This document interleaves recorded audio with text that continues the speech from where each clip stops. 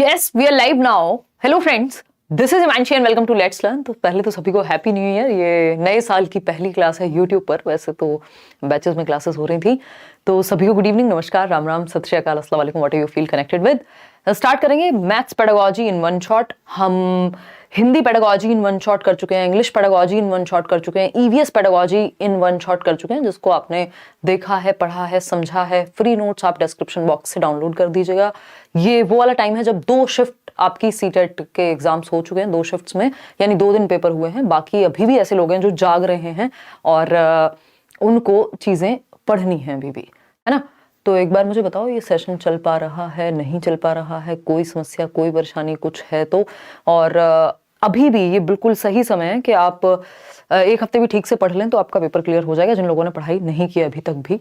तो एक तो ये सेशन है आज, maths pedagogy in one shot. इसके अलावा आपको अजर्शन और रीजनिंग वाले क्वेश्चंस में बहुत समस्या होती है। सीडीपी के मैं 4 मैराथन्स लिए हैं, क्योंकि कॉन्सेप्ट्स अगर आपके बेटर हो गए तो बाकी सब्जेक्ट्स की पेडागोजी अपने आप बेटर हो जाएगी। तो वो 8.5 घंटे के सेशंस हैं जो आप देख सकते हैं। अगर सिर्फ एक सेशन देखना है इन वन शॉट, तो आप प्रीवियस एक मैराथन सेशन है जिसको लगभग 10 करोड़ लोग अभी देखने वाले हैं। 10 करोड़ नहीं, 1 करोड़ लोग, 10 मिलियन लोग, मिलियन का भी तो है ना। तो वो अपने आप में ही, आज तक पेडागोजी की कोई सिंगल वीडियो भी नहीं है जिसपे 5 मिलियन भी व्यूज हो, और वो अपने आप में 1 करोड़ के आसपास पहुंचने वाले। इसका मतलब देश भर के अलग अलग एग्जाम्स में उस सेशन ने, उस वीडियो ने आपको हेल्प की है। तो लाइक शेयर सब्सक्राइब आप जैसे जैसे आएंगे करते जाएंगे। अगर आपको सेशन पसंद आता है, हेल्प करेगा फॉर श्योर। इस हिसाब से डिजाइन किया है कि आप जो लो हैंगिंग फ्रूट्स हम जिनको बोलते हैं कि भाई एकदम जो फल हैं, अगर आपकी हाइट जो है बहुत ज्यादा भी नहीं है और सबसे नीचे आपको वही दिख रहे हैं, तो ऐसे हाथ बस ऊपर ही करना है और नंबर आ जाएंगे। क्यों? क्योंकि सिलेबस आपका फिक्स्ड है, चीजें एनालिसिस से भी पता चल रही हैं। प्रीवियसली नेचर ऑफ मैथमेटिक्स पे क्वेश्चन आ रहे हैं, वैन हील पर क्वेश्चन आ रहे हैं। तो जो टॉपिक्स बार बार आते हैं और आपको पास कराने में, आपके नंबर बढ़वाने में बहुत ज्यादा मदद कर सकते हैं, क्योंकि इसमें कोई आपका कंपटीशन तो है नहीं किसी से। उसका रीजन यही है कि जो एग्जाम है आपका वो क्वालिफाइंग एग्जाम है। तो स्टार्ट करते हैं। सारे ही सब्जेक्ट्स के नोट्स फ्री हैं आपके सभी सब्जेक्ट्स के, वो आप डाउनलोड कर लीजिएगा डिस्क्रिप्शन बॉक्स में या टेलीग्राम चैनल से, जहां से आप चाहें। अब हम बात करते हैं आज के सेशन पे। मैं खुद को नहीं देख पा रही हूँ यहाँ पे, तो मैं देखना चाह रही हूँ कि सेशन ठीक से चल रहा है या नहीं। फिर हम कंटिन्यू करेंगे नेचर ऑफ मैथमेटिक्स को समझते हुए। रात बहुत हो गई है क्योंकि मैं थोड़ी सी क्लासेस में बिजी थी, फिर बाकी चीज़ों में तो, लेकिन काम का सेशन है। आप पेपर से एक दिन पहले भी देख जाएंगे तो आपको मदद मिलेगी। चलिए स्टार्ट करें। शेयर कर दीजिए उन लोगों के साथ। ये कल सेशन होना था, but I was not feeling well एक क्लास के बाद, तो मैं ये वाली क्लास नहीं ले पाई। चलिए स्टार्ट करते हैं। ऑब्जेक्टिव्स क्या है मैथमेटिक्स के, इससे भी पहले हम 2-3 शब्द में ये समझेंगे कि नेचर ऑफ मैथमेटिक्स कैसा है। तो नेचर ऑफ मैथमेटिक्स जो है वो अपने आप में ही कुछ हद तक कॉम्प्लेक्स कहा जाता है। नेचर ऑफ मैथमेटिक्स यानी गणित की कैसी प्रकृति है। तो 2-3 पॉइंट्स हैं जो आपके काम के हैं। इस पे क्वेश्चंस पूछे गए हैं, इस बार भी आप एनालिसिस में बता रहे हैं ऑनलाइन एग्जाम के, पिछली बार भी हमेशा आते ही हैं इस पे क्वेश्चन। तो गणित की प्रकृति की जब हम बात कर रहे हैं, मैंने कोशिश की है कि सेशन को बाइलिंगुअल रखा जाए कुछ हद तक। तो नेचर ऑफ मैथमेटिक्स की जब हम बात कर रहे हैं, तो एक तो ये कि ये लॉजिकल होता है, तार्किक होता है। यहाँ पे इंट्यूशन से भी ज्यादा, जो अगर हम कहें कुछ हद तक तो इंट्यूशन को भी हम महत्व देते हैं, अदरवाइज तर्क की वैल्यू है। यानी सिर्फ ऐसा नहीं है कि ये सिर्फ कल्पना से चल जाएगा, या आप लिटरेचर पढ़ते हैं या पोएम्स पढ़ते हैं तो आप एंजॉय करते हैं उस चीज को, एंजॉय आप इसको भी करेंगे, बट इस सब्जेक्ट का जो नेचर है, यानी मैथमेटिक्स का जो नेचर है, वो तार्किक है, यानी तर्कपूर्ण है, लॉजिकल है। आपको पता है मैथ्स में 2+2 4 होते हैं, जबकि जब हम पेडागोजी भी पढ़ रहे होते हैं वहां पे 2+2 हमेशा 4 नहीं होते, वहां बहुत सारे पर्सपेक्टिव्स होते हैं, जबकि यहाँ एक डेफिनेट आंसर आपको मिल जाता है। तो हम कहेंगे कि लॉजिकल है, लॉजिक की जरूरत पड़ती है, तर्क की जरूरत पड़ती है। मैथमेटिक्स के नेचर में ये बात निहित है, ठीक है। एब्स्ट्रैक्ट इन नेचर है, यानी अमूर्तता पाई जाती है। भाई नंबर्स क्या है, अपने आप में अमूर्त ही हैं। फिर आप थियरम्स को प्रूव कर रहे हैं, समझ रहे हैं चीजों को, तो यानी अमूर्तता भी है। जो प्रकृति है मैथ्स की वो अमूर्त भी है। तो हमको कोशिश करनी है कि कॉन्क्रीट चीजों से जोड़ करके, कॉन्क्रीट क्या है, मूर्त, जिसको टच और फील किया जा सके, जैसे ये बॉटल है, तो हम कॉन्क्रीट चीजों का उदाहरण लेके उनका प्रयोग करके टीचिंग लर्निंग मटेरियल में, अपनी शिक्षण सहायक सामग्री में अमूर्त संप्रत्यों को भी सिखा पाए, ठीक है। थर्ड पॉइंट अगर हम कहना चाहें, ऐसे बहुत सारे अन्य पॉइंट भी हैं कि भाई लॉजिकल होता है, एब्स्ट्रैक्ट होता है, ओपन एंडेड क्वेश्चंस आपको पूछने चाहिए जिससे बच्चे की थिंकिंग प्रोसेस बेहतर हो। थिंकिंग प्रोसेस बेहतर होगी तो लॉजिकल प्रोसेस बेहतर होगी, वो इमेजिन भी अच्छे से करेगा, वो बाकी चीजें भी जो है वो आपकी अच्छे से होंगी। एक और चीज है हायरार्किकल इन नेचर है, यानी पदानुक्रमिक है। जो मैथ्स है वो क्या है, पदानुक्रमिक है। पदानुक्रमिक बोले तो एक चीज दूसरी चीज से जुड़ी हुई है। आप हायर लेवल पे तब जाते हैं जब आपको पहले चीजें पता होती हैं, है ना भाई। आप एडिशन नहीं सीखेंगे तो फिर आगे की चीजें कैसे होंगी। आप सब्ट्रैक्शन नहीं सीखेंगे, आप मल्टीप्लिकेशन नहीं सीखेंगे, फिर आप डिवीजन नहीं सीख पाएंगे अगर मल्टीप्लिकेशन नहीं आता है। तो इस तरह की चीजें जो हैं जुड़ी हुई हैं आपस में, हायरार्की में है, यानी सिंपल टू कॉम्प्लेक्स तो जाएगा ही। हायरार्की क्या होती है, हमेशा लोअर लेवल से अपर की तरफ जाती है। आपने मैस्लो की हायरार्की पढ़ी है, ठीक। तो लोअर लेवल से अपर पे जाएगी। अगर आप बीच में स्किप करेंगे चीजें तो समस्या होगी समझने में। देखते हैं आप मैथ्स में, भाई आप अगर 2 दिन स्कूल नहीं गए तो मैथ्स का जो छूट गया उसको समझने में बड़ी दिक्कत होती है। हालांकि आजकल यूट्यूब का सहारा लिया जा सकता है, बट हम अपने जमाने की बात करें जब यूट्यूब नहीं होता था उस तरह से, तो क्या होता था कि अगर इंग्लिश का कुछ छूट गया, चलो पढ़ लिया, इसका मतलब ये नहीं बाकी सब्जेक्ट्स खराब हैं या पढ़ के समझ जाएंगे या कुछ करेंगे। मैथ्स में अगर आपका एक कॉन्सेप्ट मिस हुआ तो दिक्कत होगी कि आप नेक्स्ट कॉन्सेप्ट को बिल्डअप कर पाए अच्छे से। सबसे ज्यादा ये समस्या मैथ्स की ही होती है, क्योंकि यहाँ फिर इसलिए प्रैक्टिस की भी बात होती है बहुत ज्यादा।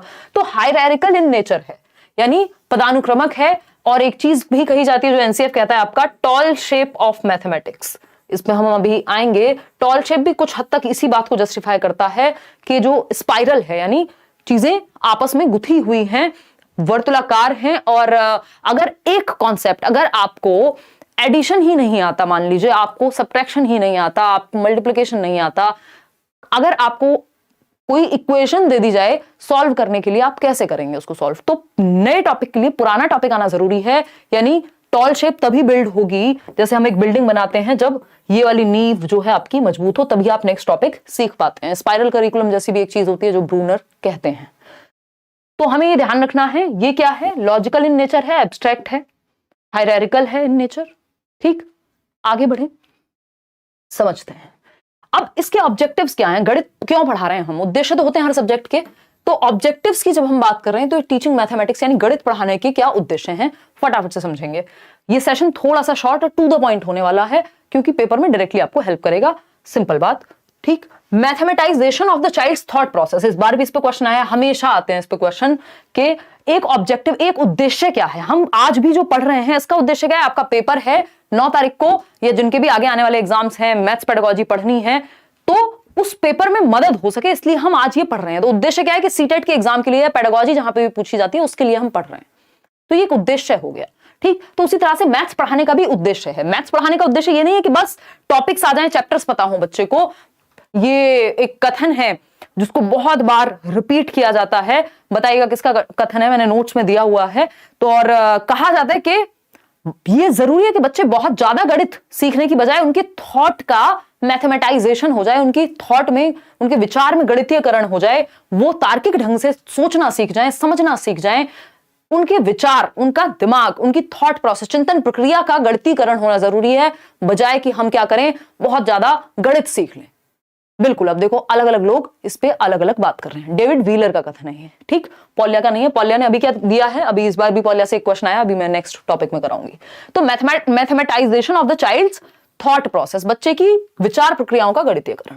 Children learn to enjoy mathematics. अब हम हवा नहीं बना दें गणित का, डर ना बिठा दें बच्चे के अंदर, इस तरह से सिखाया जाना चाहिए मैथमेटिक्स कि बच्चे गणित का आनंद ले सकें, एंजॉय कर सकें। इतने सारे टीचिंग लर्निंग मटेरियल्स, इतने सारे मेथड्स, स्टोरीज का आप यूज करें, आसान भाषा में मुश्किल टर्म्स को समझाएं, जो मैथ्स की लैंग्वेज है अपने आप में उसको आप डेली लाइफ से जोड़ दें, ठीक। Making mathematics a part of children's life experience, वही बात जो एनसीएफ भी कहता ही है कि बच्चे के जो वास्तविक जीवन है, जिस दुनिया में वो रहता है, आप उससे जोड़िए ना। किताबों में कुछ और पढ़ रहा है, दुनिया में कुछ और है भाई। वो अगर हम देखें तो गणित कहाँ है, हमारी एवरीडे लाइफ में है, हर जगह पर है। कम्युनिटी रिसोर्स का हमें इस्तेमाल करना चाहिए। और बच्चा एक दुकान से टॉफी भी लेने जाएगा, चॉकलेट भी खाएगा, कुछ भी जो भी वो करता है, मैथ्स वहां इंक्लूडेड है ना। आप उससे कुछ पेन भी ले रहे हैं, उसका कोई खिलौना भी ले रहे हैं, तो वो उसमें भी नंबरों का प्रयोग करता है। तो हमें वास्तविक जीवन से जोड़ना है गणित को, बच्चे के अनुभवों का हिस्सा बना देना है, जो वो लाइफ को एक्सपीरियंस करता है। आप ट्रेवल कर रहे हैं, कोई टिकट खरीदना है, वहां आप मौका दे रहे हैं उसको कि अच्छा बताओ कितने पैसे अब वापस आएंगे, कितने जाएंगे। तो इस तरह की चीजें आप बच्चे के वास्तविक जीवन से जोड़ेंगे। तो ये जरूरी है कि आप गणितीकरण करें बच्चे की विचार का, बच्चे की चिंतन प्रक्रिया का, रेदर कि वो बहुत ज्यादा गणित जानता हो। व्हीलर भी ऐसा कह रहे हैं, और ये ऑब्जेक्टिव भी है। उद्देश्य क्या है कि बच्चे का थॉट प्रोसेस लॉजिकल बने, तार्किक बने, वो नंबर्स पे समझ पाए, जोड़ पाए, उनको दिमाग में जोड़ पाए, मतलब मैथ्स से जीवन को, ठीक। और एंजॉय भी करे मैथ्स को पढ़ते हुए, बोरिंग या बहुत डर ना उसके अंदर पैदा हो जाए।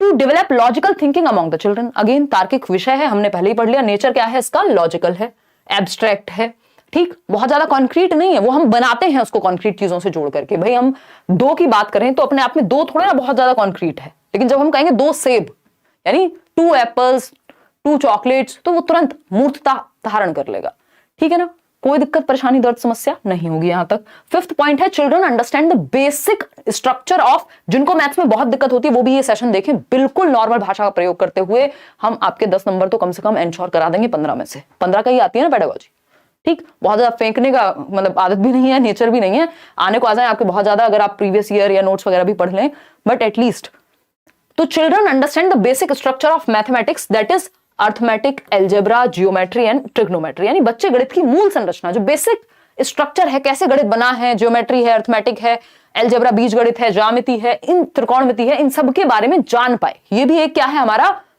कि बेसिक स्ट्रक्चर कैसे क्रिएट होता है मैथमेटिक्स का, ये भी एक ऑब्जेक्टिव है, ठीक है। इतनी बात हम कह रहे हैं भाई, अभी तो हम नेशनल एजुकेशन पॉलिसी की, न्यू एजुकेशन पॉलिसी की बात कर रहे हैं, तो वो कह रहे हैं भाई एटलीस्ट अर्थमेटिक हो गया या बेसिक समझ तो बच्चे को पता हो, रीडिंग राइटिंग अर्थमेटिक, ये तो बेसिक न्यूमरेसी स्किल्स में उसको आए, जोड़ घटाना जीवन यापन तो वो कर ले, इतना गणित तो जाने। अब जॉर्ज पॉलिया की बात करते हैं, इन्होंने 2 प्रकार के एम्स बनाए हैं, यानी उद्देश्य बनाए किस तरह के गणित को सिखाने के स्कूल्स में, एक नैरो और एक हायर। उससे पहले इस बार एक क्वेश्चन आया था जॉर्ज पॉलिया के प्रॉब्लम सॉल्विंग मॉडल से। ये 4 स्टेप्स हैं, अभी हम इनको समझेंगे और फिर एक क्वेश्चन करेंगे किस तरह का क्वेश्चन आया था, ठीक है। तो अगर हम बात कर रहे हैं यहां जॉर्ज पॉलिया की, अकॉर्डिंग टू जॉर्ज पॉलिया क्या कहते हैं, देयर आर 2 एम्स, यानी 2 एम्स हैं, उद्देश्य हैं, गोल्स हैं, टीचिंग मैथमेटिक्स इन स्कूल्स। यानी इन जनरल अगर हम देखें, बहुत ज्यादा भाषा में ना डीप जाते हुए, ये अगर हम समझें कि कितने एम्स हैं, क्या उद्देश्य हैं, क्या ऑब्जेक्टिव्स हैं, दो टाइप के हैं मुख्य रूप से, नैरो एम्स ऑफ मैथमेटिक्स और हायर और broad aims of mathematics. Narrow aims क्या है, बेसिक कैलकुलेशन, जीवन यापन, ये वो। हायर क्या है, थिंकिंग का मैथमेटाइजेशन, रिसर्च करें आप कल को जाके देश के लिए एक रिसोर्स बन पाए। तो संकीर्ण लक्ष्य और हायर या ब्रॉड एम्स, जिनको हम विस्तृत या व्यापक लक्ष्य कहेंगे, इन दोनों को पढ़ेंगे। उससे पहले ये जॉर्ज पॉलिया का प्रॉब्लम सॉल्विंग मेथड पढ़ लेते हैं, जो सिर्फ 4 स्टेप का है, पेपर में एज इट इज आया है। 4 स्टेप्स की अगर हम बात करें, समस्या समाधान का ये एक मॉडल है जिसमें 4 स्टेप्स हैं। ये सिंपल बात है, अंडरस्टैंड द प्रॉब्लम, यानी कभी भी आपके सामने, मान लीजिए बच्चे के सामने आपने समस्या प्रस्तुत की, तो पहले वो समझेगा ना, अंडरस्टैंड द प्रॉब्लम, या अवेयर होना प्रॉब्लम के प्रति, पता होना कि समस्या है क्या, उसको समझना। उससे पहले के पहले रोना नहीं शुरू कर देना। समस्या क्या है, सिलेबस मान लीजिए आप तैयारी कर रहे हैं, तो आप पहले जानेंगे ना सिलेबस क्या है, एक्चुअली समस्या है क्या, कितना स्कोर करना है, कैसे स्कोर करना है, वो सब बाद की बात आएगी। तो अंडरस्टैंड द प्रॉब्लम यानी समस्या को समझना। हिंदी वाले चाहें तो लिख सकते हैं समस्या को समझना, ठीक है बात। फिर अगर हम बात करें मेक अ प्लान, फिर आप एक प्लान बनाते हैं, पहले समस्या समझते हैं, फिर प्लान बनाया जाता है ना, एक प्लान, एक योजना तैयार की जाएगी। फिर आता है कैरी आउट द प्लान, या इसको डिवाइस द प्लान। पहले हो गया आपका मेक अ प्लान में, अब आप apply the plan, carry out कर रहे हैं, उस प्लान को सच में प्रयोग कर रहे हैं, ठीक है ना। आपने देखा होगा अलग अलग मूवीज में प्रॉब्लम सॉल्विंग के लिए, है ना, वो धूम, कौन सी धूम 2, 3 वॉट एवर, है ना, वो ऋतिक रोशन को हीरा चोरी करना था, हम यहाँ पे चोरी करना नहीं सिखा रहे हैं, बट याद दिला रही हूँ आपको। तो वो कैसे एक प्लान बनता है हर एक छोटी चीज में, मैथ्स हो चाहे प्रॉब्लम सॉल्विंग किसी भी तरह की हो, वहां पे पहले आपको प्रॉब्लम को समझना पड़ेगा, फिर आप प्लान बनाएंगे, फिर उसको कैरी आउट करेंगे, यानी अप्लाई करेंगे। 4th है look back at the solution, यानी अब आप रिफ्लेक्ट करते हैं, इवेल्युएट करते हैं, जांचते हैं, वेरीफाई करते हैं, जो प्लान आपने बनाया क्या वो सही से इंप्लीमेंट हो पाया, या फिर काम नहीं कर पाई वो चीज, या उसको और बेहतर किया जा सकता था। तो ये 4 स्टेप्स हैं। मैंने इनका एक शॉर्टकट भी बताया था, आपको याद होगा, मैथ्स पेडागोजी के शायद 2 सेशन मैंने डिस्कस किए थे ना। और तो ये पॉलिया का, जॉर्ज पॉलिया का प्रॉब्लम सॉल्विंग मॉडल है, इस पे हम अब क्वेश्चन करेंगे। क्या था इसमें, यूडीपीएल आई थिंक मैंने आपको नाम दिया था। यूडीपीएल क्या है, ये 4 स्टेप्स अगर हम जॉर्ज पॉलिया की बात करें कि understanding the problem, device a plan या मेक अ प्लान, फिर आप इंप्लीमेंट करते हैं, कैरी आउट करते हैं प्लान को, और लास्ट में है आप लुक बैक करेंगे या रिफ्लेक्ट करेंगे, क्या सही प्लान बना, क्या सही से इंप्लीमेंट हुआ, क्या इसमें चेंज कर सकते थे, वेरीफाई करते हैं या जज करते हैं बाद में जाकर के लास्ट में। तो ये 4 स्टेप्स हैं, यूडीपीएल से आप याद रख सकते हैं। अब आपके सामने मान लीजिए एक क्वेश्चन आता है, और क्वेश्चन क्या कहता है, ऑनलाइन एग्जाम का ही क्वेश्चन है। ये कहता है which of the following is the correct order according to Polya's problem solving model. Again कुछ भी ऐसा नहीं करेंगे जिससे आपके सर में दर्द बहुत ज्यादा हो जाए और नंबर उससे बहुत ज्यादा आते ना हो, क्योंकि एग्जाम टाइम है, काम की चीजें पढ़ेंगे। तो निम्नलिखित में से कौन सा, और आपका एक धर्म होना चाहिए कि आपके पास जो नोट्स आपको लेट्स लर्न से मिले हैं फ्री, वो सभी तक पहुंचा देना। किसी का मन नहीं भी हो तब भी उसको कहो बेटा पढ़ ले, कोई दिक्कत नहीं, इससे नुकसान नहीं होगा, है ना। कुछ भी तैयारी आपने अभी तक की है, कहीं से भी की है, वो नोट्स आप एक बार पढ़ लीजिए, आपको डायरेक्ट क्वेश्चंस पेपर में देखने को मिलेंगे, मिल रहे हैं लोगों को, जितनी 2 दिन के पेपर हुए हैं 4 शिफ्ट में। चलिएगा, बी कह रहे हैं हम सभी, यानी विच of the following is the correct order. क्या करेक्ट ऑर्डर है? अंडरस्टैंड द प्रॉब्लम, यूडीपीएल आपको याद ही होगा, हाँ, प्रॉब्लम अंडरस्टैंड करना सही है। डिवाइस अ प्लान, हाँ ये भी सही है भाई। लुक बैक, मतलब कैरी आउट करने से पहले लुक बैक करने लग जाएंगे, इतने तो बुद्धू नहीं है हम। Understand the plan, devise a plan या make a plan, carry out the plan और लुक बैक। आप रिफ्लेक्ट या वेरीफाई या इवेल्युएट लास्ट में करते हैं, पहले तो आप देखेंगे ना। तो B option is the right answer. बाकी सभी में स्थिति सही नहीं है। अंडरस्टैंड द प्रॉब्लम इन्होंने बाद में कर दिया भाई, सबसे पहले तो प्रॉब्लम को ही अंडरस्टैंड करेंगे, ठीक है ना। तो B option is the right answer. आगे बढ़ेंगे, नैरो एम्स। अभी हम जॉर्ज पॉलिया की बात कर रहे थे ना, उन्होंने किस तरह से नैरो और ब्रॉड एम्स की बात की है भाई। नैरो और ब्रॉड एम्स की बात की है। संकीर्ण या नैरो एम्स, पहले हम गणित सिखाने के पढ़ाने के पढ़ेंगे कि संकीर्ण या जो छोटे लक्ष्य हैं वो क्या हैं। तो पहला पॉइंट है, these aims emphasise on turning out employable adults, यानी भैया नौकरी पेशा वाले बन जाएं, अपना जीवन यापन कर लें। पहला तो इनका एक ये उद्देश्य है। Who can contribute to social and economic development, इस देश के सामाजिक और आर्थिक विकास में जो सहायता प्रदान कर सके, ऐसे नागरिक हम तैयार कर पाए। तो ये उद्देश्य है, रोजगार योग्य वयस्कों को तैयार करना या तैयार करने पर जोर देता है, और जो सामाजिक और आर्थिक विकास में देश में योगदान दे सके। कि भाई अगर पहले रोटी नहीं है तो रोटी के बारे में सोचोगे ना, बाद में रिसर्च के बारे में सोचोगे। रोटी नहीं है और रिसर्च के बारे में भी सोच रहे हैं तो या तो आप एक्सेप्शन है ना। तो अगर हम बात करें, दीज एम्स किस पे एम्फसाइज करते हैं? सोशल इकोनॉमिक डेवलपमेंट देश का हो और आप एक रोजगार या एम्प्लॉयबल अडल्ट बन जाएं, इतना गणित आपको आता हो कि आप डेली जीवन में उसको या अपने नौकरी पेशे में यूज कर पाए। तो ये एम्प्लॉयबल अडल्ट्स बनाने पे है, सोशल और इकोनॉमिक डेवलपमेंट ठीक से हो जाए। सेकंड पॉइंट है, this is related to numerical operations. अभी हम नैरो एम्स की ही बात कर रहे हैं, संकीर्ण उद्देश्यों की।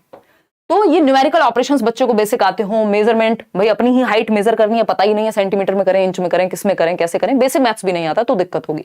तो न्यूमेरिकल ऑपरेशंस जैसे मेजरमेंट, फ्रैक्शंस, परसेंटेज, इतना आता हो बच्चे को, ये क्या है? संकीर्ण उद्देश्य है कि संख्यात्मक संक्रियाओं अर्थात मापन, भिन्न, प्रतिशत आदि, इन सब संकल्पनाओं से, गणित के इन कॉन्सेप्ट से बच्चा वाकिफ हो। फिर आता है third point, thus the limited aim of mathematics या narrow aim of mathematics is to develop useful abilities, जिनको दैनिक जीवन में यूज किया जा सके, जिनको लाइफ में यूज किया जा सके, देश को थोड़ा आगे बढ़ाया जा सके। इतनी बात क्लियर है या नहीं है? है ना। कल भी हम 9 बजे मिलेंगे, जो असर्शन और रीजनिंग वाले क्वेश्चंस होते हैं, जो मुश्किल लगते हैं, कथन और कारण वाले क्वेश्चंस, वो हम करेंगे। तो ये कुछ बेसिक नैरो एम्स थे। अब आए ब्रॉड एम्स, व्यापक उद्देश्य। व्यापक उद्देश्य क्या कहते हैं? थिंक मैथमेटिकली, यानी गणितीय चिंतन, आप सोच पाए। अब तो आप थियरम भी लिख देंगे खुद से, अपना भी एक आपकी एक किताब आ सकती है। हैव लॉजिकल डिस्कशन, यानी जब आप चर्चा करें तो तार्किक चर्चा होनी चाहिए, सिर्फ गणित में ही नहीं, इन जनरल भी। तो ये गणित से आ रहा है, लेकिन ये जो एबिलिटी है आप में, गणित को सीखने से, समझने से आ रही है। तो आपका थिंकिंग प्रोसेस मैथमेटाइज हो जाए। मैथमेटाइज हो जाए मतलब लॉजिकल हो, एब्स्ट्रैक्ट हो, हायरार्किकल हो, मतलब जिसमें कुछ वजन आए। लॉजिकल डिस्कशन आप रख पाए, ठीक बात है। ये क्या है? ब्रॉड एम है। जैसे अगर हम शिक्षा की भी बात करें तो शिक्षा के भी नैरो एम्स में हम देख लेते हैं कि यार नौकरी लग जाए, ये हो जाए, है ना। हालांकि हम में से बहुत सारे लोग सिर्फ उस तक सीमित भी रह जाते हैं, जबकि ब्रॉड एम्स क्या है भाई? हमारे अंदर की जो यूनिकनेस है, जो हमारा होलिस्टिक डेवलपमेंट है, वो बाहर निकल के आए, जिस चीज के लिए हम बने हैं वहां तक पहुंच पाए। फाइंड लॉजिकल कंक्लूजन्स, यानी निष्कर्ष जो है, जो बिलीफ्स है, हमारे विश्वास हैं, हमने सुना है ऐसा होता है, ये होता है, वो होता है, उसके लिए हम तार्किक मनन कर पाए, तार्किक मतों तक पहुंच पाए। सिर्फ मान ना ले कि बिल्ली रास्ता काट गई तो हाँ ऐसा ही होगा। तो जो हमारे बिलीफ्स हैं, जो हम मानते आ रहे हैं, जो हमारे विश्वास है, उनका लॉजिकल कंक्लूजन निकाल पाए। इसके लिए गणित में आप देखते हैं थियरम प्रूव कर रहे हैं, ये कर रहे हैं, वो कर रहे हैं, तो पहुंच रहे हैं आप। आपने देखा होगा मैथ्स में आंसर को वेरीफाई करने के भी 2-3 तरीके होते हैं, आप खुद ही जांच सकते हैं कि आंसर सही आया है कि गलत। तो आप कंक्लूजन तक पहुंच पा रहे हैं, जस्ट विश्वास पे नहीं है। अंडरस्टैंड एब्स्ट्रैक्टनेस, यानी अमूर्तता को समझना। यही हम बात कर रहे थे ना, नेचर कैसा है? अमूर्त है। नंबर्स की दुनिया में आप समझ पा रहे हैं चीजों को, एब्स्ट्रैक्टली आप समझ पा रहे हैं। Find solution to a problem, यानी एक समस्या का समाधान आप खोज पा रहे हैं। ये बहुत बड़ी बात है कि आपका जो ब्रेन होगा वो प्रॉब्लम सॉल्विंग पे बेस्ड होगा। बहुत ज्यादा आप जिनकी लॉजिकल एबिलिटी ज्यादा होती है बहुत ज्यादा फंसते नहीं है चीजों में, ठीक है ना। तो find solution to a problem, एक समस्या का समाधान कैसे ढूंढेंगे, लॉजिक के थ्रू। प्रॉब्लम सॉल्विंग बेटर हो गई आपकी। अब एनसीएफ की अगर माने तो प्राइमरी लेवल पे मुख्यतः, वैसे ये सभी लेवल्स पे काम आते हैं। मैंने और भी कई सारे एम्स हैं इसमें जो एनसीएफ के अकॉर्डिंग है, जो आपके नोट्स में मैंने डलवाए हुए हैं। हिंदी इंग्लिश दोनों में ही नोट्स आपको मिल चुके हैं, मैथ्स पेडागोजी के भी, है ना, और फ्री नोट्स हैं वो अगेन। अगर हम बात करें एनसीएफ 2005 की, तो पहला उद्देश्य क्या है, ensuring numeracy in all children. Ensuring numeracy in all children is an important aspect of universalization of elementary education, UEE. जो पुरानी पॉलिसीज हमारी कहती हैं कि यार एलिमेंट्री एजुकेशन जो है यूनिवर्सल हो, हर बच्चे को हम एक लेवल की शिक्षा तो दे पाएं। तो संख्यात्मकता सुनिश्चित करना, बेसिक मैथमेटिक्स की कैलकुलेशन, जोड़ना घटाना भाग गुणा, जो बेसिक कॉन्सेप्ट हैं, नंबर स्किल्स है, अर्थमेटिक है, जोड़ना, ये सारी जो चीजें हैं जो डेली लाइफ में यूज होती हैं चीजें, तो उतनी बेसिक न्यूमरेसी बच्चे को पता हो। आगे बढ़ेंगे।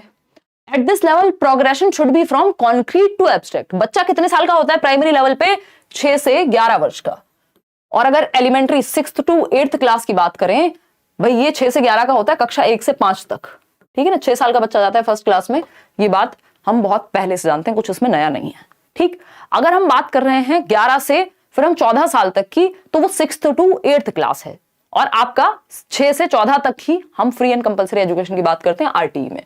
एट दिस लेवल प्रोग्रेशन कैसे पढ़ाना चाहिए हमें, कॉन्क्रीट टू एब्स्ट्रैक्ट। क्योंकि बच्चे की ये कौन सी उम्र है, प्याजे को याद कीजिए, 7 से 11 वर्ष में, ये वो उम्र है जब लॉजिकल एबिलिटी उसके अंदर आती है, कॉन्क्रीट ऑपरेशनल स्टेज है, यानी वो मूर्त चीजों के बारे में। इस पेन के बारे में सिर्फ मैं वर्बली ना समझा दूं, दिखा दूं तो और मजा आ जाएगा बच्चे को। यानी मूर्त चीजें, अगर उसको आपको ट्रायंगल आप सच में दिखा देंगे एक 3D ऑब्जेक्ट में, या एक पिक्चर दिखा देंगे और फिर उसकी प्रॉपर्टीज के बारे में बात करेंगे, तो बच्चा ज्यादा अच्छे से समझ पाएगा। यानी मूर्त से अमूर्त की ओर जाएंगे।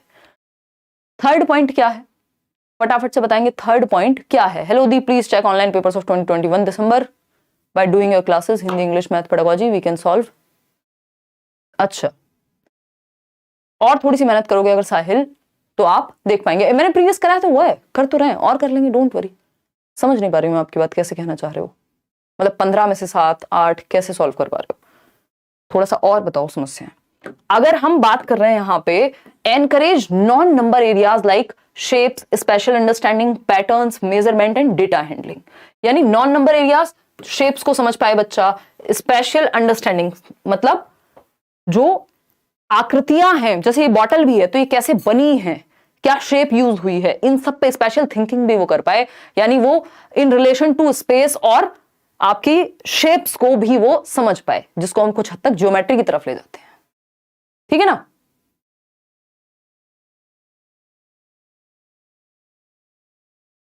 बहुत बढ़िया। अच्छा, निशु क्या कह रहे हैं मैम, मैंने आपके ब्लॉग में मम्मी को देखा, वो मेरी मैम है, मतलब मेरी मम्मी को, अच्छा आपकी मम्मी को देखा, हाँ मतलब ओके। मेरे को बहुत खुशी हुई स्कूल छोड़ने के बाद, इतने टाइम बाद अपनी मैम को देख के। अच्छा 9th क्लास में, ओके बहुत बढ़िया। आप देखो मम्मी के भी स्टूडेंट्स हमें मिल रहे हैं, कमाल ही हो गया। चलिए धन्यवाद आपका। देखिए इधर तो एनकरेज नॉन नंबर जो शेप्स हैं, स्पेशल अंडरस्टैंडिंग है, पैटर्न को बच्चा समझ पाए। अभी पैटर्न्स पे हम पढ़ेंगे, टेसिलेशन, मेजरमेंट, डेटा हैंडलिंग, इन सब को भी वो बेसिकली प्राइमरी लेवल पे समझ पाए। अच्छा यहां से एक चीज जरूर निकल के आती है कि आपको पता होना चाहिए, पेपर में आपको दे देगा शेप्स आप पढ़ते हैं प्राइमरी लेवल पे, स्पेशल अंडरस्टैंडिंग आपकी बेटर कराई जाएगी, पैटर्न्स आप पढ़ते हैं, मेजरमेंट, डेटा हैंडलिंग ये सब पढ़ते हैं, क्या नहीं पढ़ते, रेशो एक चैप्टर है जो आप नहीं पढ़ते। इस तरह से आपको थोड़ा सा ध्यान रखना है कि कौन से वो चैप्टर्स हैं जिनको हम प्राइमरी लेवल पे नहीं पढ़ते। अब कॉन्सेप्ट मैपिंग पे एक क्वेश्चन आ जाता है जनरली। कॉन्सेप्ट मैपिंग क्या कहता है, ये कहता है it is a schematic drawing which shows relationship between the concept. यानी यह एक योजनाबद्ध रेखा चित्र है जो अवधारणाओं के बीच के संबंध को दर्शाता है। ये सिर्फ मैथ्स में ही नहीं, अदर सब्जेक्ट्स में भी हेल्प करेगा कॉन्सेप्ट मैप, यानी संप्रत्य मानचित्रण। यानी एक कॉन्सेप्ट पढ़ा आपने, मान लीजिए प्याजे को पढ़ा, और उसका आप एक हायरार्किकल एक फ्लो चार्ट बना पा रहे हैं, इस तरह की चीजें बना पा रहे हैं जिससे आप आसानी से याद रख पाए उसको। तो ये स्कीमेटिक ड्राइंग है जिससे आपके स्कीमा में, आपके ब्रेन में चीजें फिट हो सके, और जिसमें एक कॉन्सेप्ट का रिलेशन दूसरे कॉन्सेप्ट से शो किया जाता है। It is a hierarchical structure, पदानुक्रमित संरचना होती है। हायरार्किकल मतलब फ्लो चार्ट बना हुआ है या जो चीजें आपस में जुड़ी हुई हैं, एक टेबल बनी हुई है, ठीक है ना।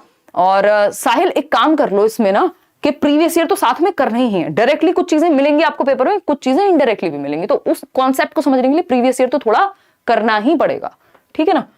और मैंने कराया भी हुआ है, अगर आप सेशन देख लेंगे, 2-3 सेशन देख के भी चले जाएंगे तो भी हेल्प हो जाएगी आपकी उस सब्जेक्ट में। देखिएगा और भी कुछ क्वेश्चंस करा दूंगी। थर्ड पॉइंट देखिएगा, it can be build either by the teacher और लर्नर, या तो ये टीचर के द्वारा बनाया जा सकता है या लर्नर के द्वारा, यानी दोनों बना सकते हैं।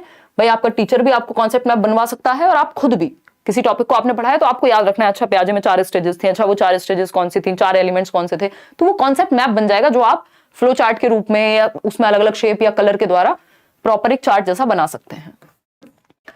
It connects the new concepts with the previous knowledge, जो आप नया सीख रहे हैं उसको आप प्रीवियस नॉलेज से जोड़ते जाते हैं। It is a method which makes learning successful, of course ये कॉम्प्रिहेंशन आपका यानी आपकी समझ जो है वो बेहतर होती है और लर्निंग आपकी ठीक से हो पाती है। अगर आप इसको देखना चाहें तो ये ऐसा दिखता है कुछ। अगर हम कॉन्सेप्ट मैप की बात करें तो हम क्या है, ट्राइंगल के बारे में जान रहे हैं मान लीजिए, तो अब ट्राइंगल को सिखाने के लिए हमने क्या किया, एक कॉन्सेप्ट मैप बनाया, एक तरफ मान लीजिए उसकी डेफिनेशन लिख ली या अपने शब्दों में उसकी डेफिनेशन लिख ली, मान लेते हैं डेफिनेशन भी नहीं लिखी, जस्ट एक रिलेशन बना लिया। एग्जाम्पल क्या है ट्राइंगल का, ये एक एग्जाम्पल है, ठीक, ये भी एक एग्जाम्पल है, एक नॉन एग्जाम्पल लिया। नॉन एग्जाम्पल पता है ना, एग्जाम्पल्स और नॉन एग्जाम्पल्स दोनों ही जरूरी हैं अच्छे से समझने के लिए, आपके सीडीपी में भी क्वेश्चन आता है। नॉन एग्जाम्पल मतलब जो इनडायरेक्टली ये समझा सके हमें कि भाई ट्राइंगल, हमें सर्कल देख के ये पता चल गया कि ये ट्राइंगल तो नहीं होता। जैसे हम बात करते हैं जब हम बर्ड्स की बात कर रहे हैं और हम डॉग का एग्जाम्पल ले तो वो नॉन एग्जाम्पल हो गया कि बर्ड्स कौन से नहीं होते, वो हमें नॉन एग्जाम्पल से समझ आ गया। तो ये क्या हुआ, एक फ्लो चार्ट हमने बना लिया या हमने कॉन्सेप्ट मैप बना लिया, यानी इस कॉन्सेप्ट से जुड़ी हुई बातें इस चार्ट में रख ली हमने कि डेफिनेशन क्या होती है एग्जैक्टली, फिर मेरे शब्दों में क्या है, इसके कितने एग्जाम्पल हो सकते हैं, राइट एंगल कौन सा है या इक्विलेटरल कौन सा है, तो वो आपने क्या किया, एक फ्लो चार्ट में कॉन्सेप्ट मैप में बना लिया जिससे चीजें याद रहे। जैसे एक और ये आपका कॉन्सेप्ट मैप है शेप्स के बारे में कि 3D शेप्स कौन सी होती हैं, तो आपने यहाँ पे क्यूबॉइड बना लिया, इधर आपने क्यूब बना लिया, है ना। या फिर अगर हम बात कर रहे हैं आपकी सिलेंड्रिकल शेप, तो सिलेंडर के साथ आपने एक शेप भी बना ली, ठीक। अगर हम 2D शेप्स की बात कर रहे हैं तो यहाँ पे 3 साइड्स होती हैं ट्राइंगल की, ये होता है। तो ये प्रॉपर्टीज आपने फ्लो चार्ट या हम कहें concept map basically inter related होता है, सारे टॉपिक्स से आपकी चीजें हायरार्किकल हैं, इजी टू डिफिकल्ट वे में बनाई हैं चीजें आपने। आगे बढ़ते हैं, समझते हैं कहानी है क्या। एक क्वेश्चन इस पे देख लेते हैं। क्वेश्चन है आपका, देखिएगा क्वेश्चन है आपका बहुत बढ़िया, okay, online course about KVS please tell me, कोई तो कह रहा है। उस पे आएंगे यार अभी, है ना, उस पे आएंगे क्या, करियर विल ऐप डाउनलोड कर लीजिए आप और वहां टीचिंग सेक्शन में आपको जाना पड़ेगा। अतः एडमिशन ऑलरेडी है, आप ले सकते हैं, मेहनत दबा के चल रही है, सारे टीचर्स कर रहे हैं, दिन में 7-7 क्लासेस हो रही हैं आपकी, मैं भी जुड़ी हुई हूँ साथ में।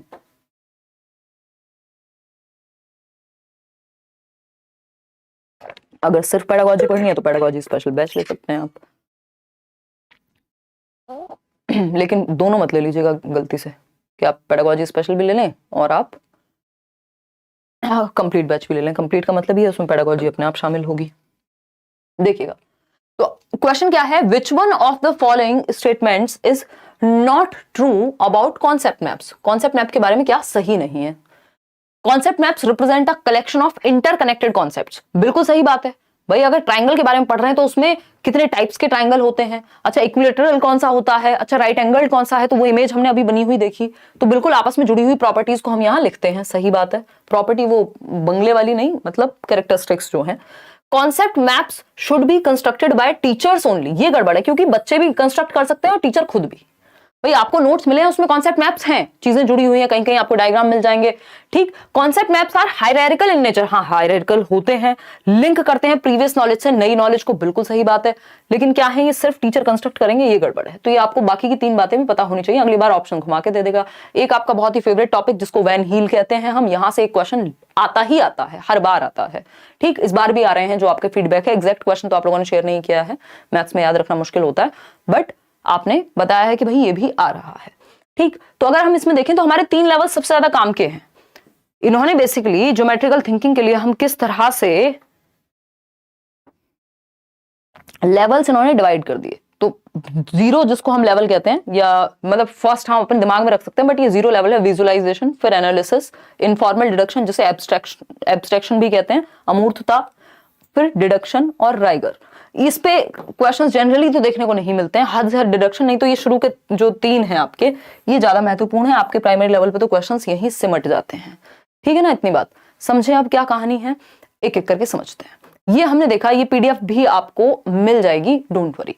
अगर हम बात कर रहे हैं यहां पे, अगर हम बात कर रहे हैं शेप्स की, विजुअलाइजेशन सबसे पहले यही होता है कि आप विजुअलाइज कर पाते हैं देख करके।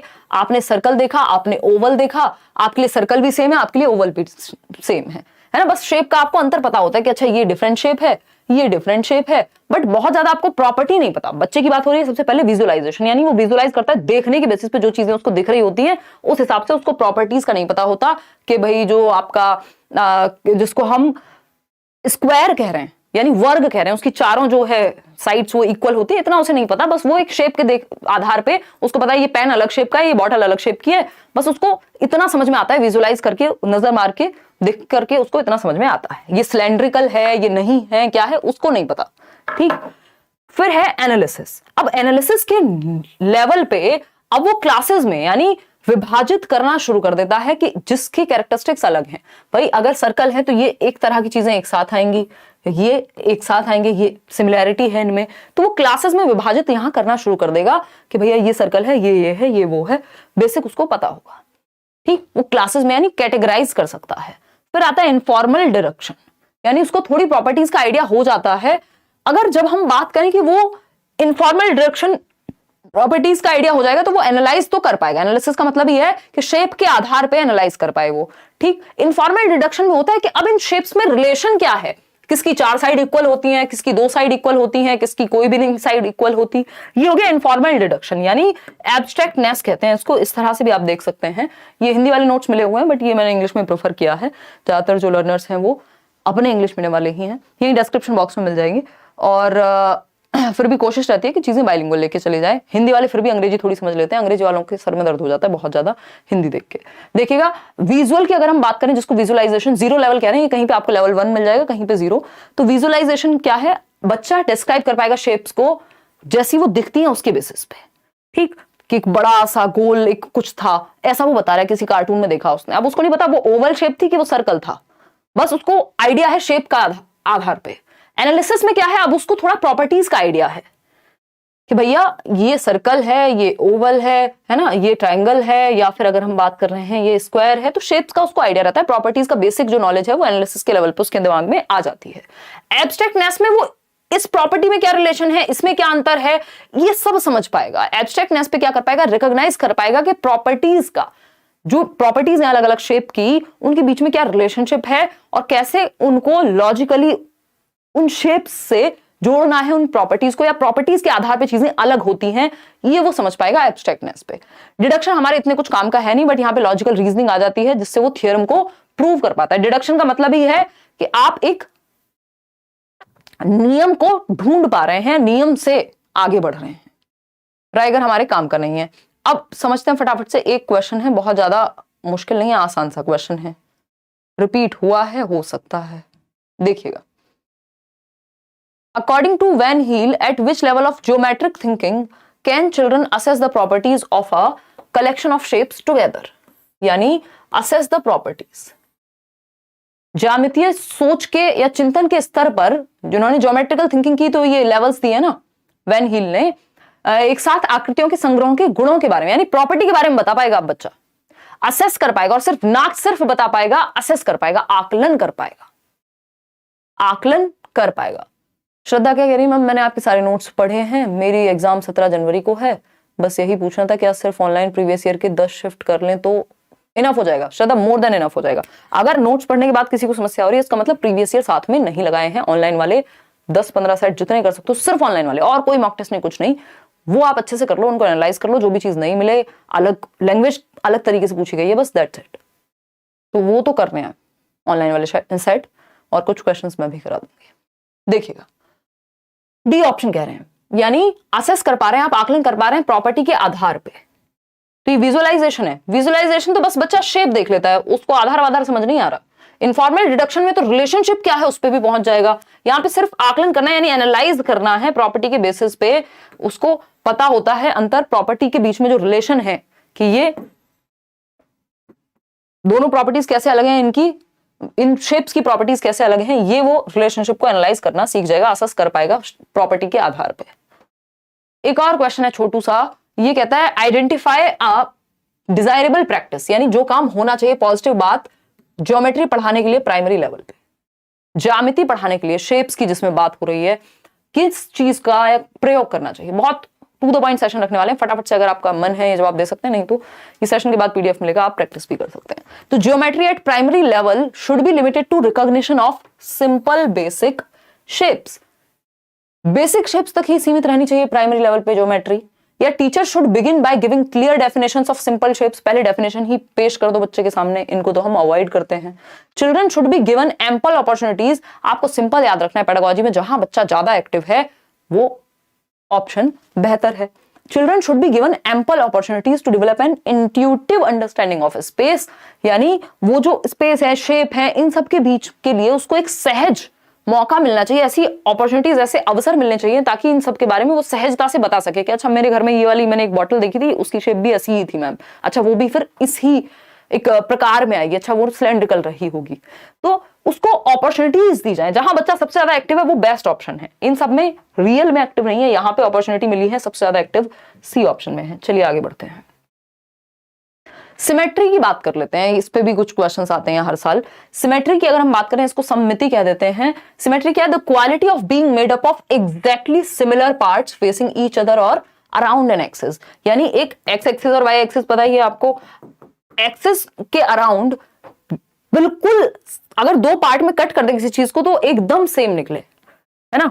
जैसे ये फोन तो नहीं दिख रहा मुझे सिमेट्रिकल, बट कोई और चीज शायद आपको नजर आ रही होगी, ये पेन ही है मान लीजिए, तो इसको अगर बीच से कट किया जाए तो सिमेट्रिकल है, दोनों साइड बिल्कुल एक जैसी दिखेंगी, ठीक है। तो अगर हम बात करें एक अक्ष के चारों ओर बिल्कुल समान भागों से बने होने का गुण, the quality of being made up of exactly similar parts, अगर दो पार्ट में डिवाइड करना पड़े तो एकदम, जैसे मान लेते हैं ये सर्कल ही है, मतलब मैंने तो बहुत गंदा बनाया है, सिमेट्रिकल नहीं बन पाया, बट कोई एक बीच से अगर कट करें तो दोनों एक्सिस पे हम देखें, सामने से भी अगर हम देखें, बंद भी कर दें अगर इसको, पेपर आपने बचपन में बहुत क्या होगा, फोल्ड कर करके उसको बिल्कुल बीचों बीच से हम फाड़ते थे, और या फिर उसका कुछ बना रहे हैं मान लीजिए, तो उसमें सिमेट्री का प्रयोग होता है। ठीक, आगे बढ़ते हैं। जैसे लाइंस ऑफ सिमेट्री अगर आप एक्सिस के अराउंड देखें तो रेक्टेंगल में आपको एक्स एक्सिस के अराउंड और वाई एक्सिस के अराउंड लाइन ऑफ सिमेट्री दिख रही है। आप स्क्वायर में भी देख पा रहे हैं कितनी लाइंस ऑफ सिमेट्री हैं, 4 लाइंस। रेक्टेंगुलर में कितनी है, 2 लाइंस ऑफ सिमेट्री। रोम्बस में 2 दिख रही हैं हमें। ठीक, काइट पतंग उड़ाई होगी, पतंगबाज होंगे यहाँ पे कई लोग, 1 लाइन ऑफ सिमेट्री, क्योंकि अगर आप ऐसे कट करेंगे तो पंगे हो जाएंगे, मतलब हर एक काइट में नहीं, इस शेप की काइट की बात हो रही है। आइसोसेल्स ट्रेपेजॉइड में क्या होगा, 1 लाइन ऑफ सिमेट्री है सिर्फ। तो इसी तरह से खैर इतनी आपके प्राइमरी लेवल पे बहुत ज्यादा पंगे आपसे नहीं लेते हैं। ये तो नहीं पूछता है कि कितनी लाइन ऑफ सिमेट्री है, बट ये जस्ट एक आइडिया के लिए है कि लाइन ऑफ सिमेट्री, जैसे आप ट्राइंगल में देख पा रहे हैं तो 3 लाइंस ऑफ सिमेट्री पाई जा रही हैं। ये आपके लेटर्स में भी अलग अलग चीजों में आपको फ्री मिल जाएगा, किस में सिमेट्री है किस में नहीं है। आते हैं टेसिलेशन पे। ये बेसिकली ऑप्शन में एलिमिनेट करने के लिए जनरली पूछा जाता है, बहुत अपने आप में अलग से नहीं पूछा जाता सिमेट्री, लेकिन ऑप्शंस में जरूर मिलता है आपको। देखिएगा, अगर हम बात कर रहे हैं यहाँ टेसिलेशन यानी चौपड़ की, क्या कह रहा है भाई टेसिलेशन? टेसिलेशन क्या कह रहा है ये पूछा है हमसे। अभी आएंगे कौन क्या कह रहा है, आएंगे।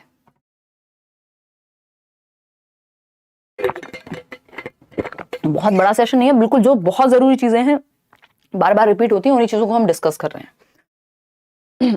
देखिएगा, a tessellation is created when a shape is repeated over and over again covering a plane without any gaps और ओवरलैप्स।